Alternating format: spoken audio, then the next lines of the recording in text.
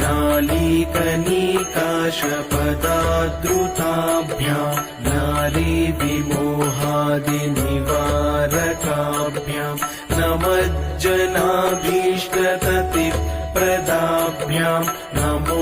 नमः श्रीगुरुपादुकाभ्याम् नमो नमः श्रीगुरुपादुकाभ्याम् शमाधिषट्कप्रदवैभवाभ्याम् समाधिदानव्रतदीक्षिताभ्याम् रमाधवाङ्घ्रिस्थिरभक्तिदाभ्याम् नमो नमः श्रीगुरुपादुकाभ्याम् नमो नमः श्रीगुरुपादुकाभ्याम् नृपालिमौली व्रजरत्नकान्ति सरिद्विराज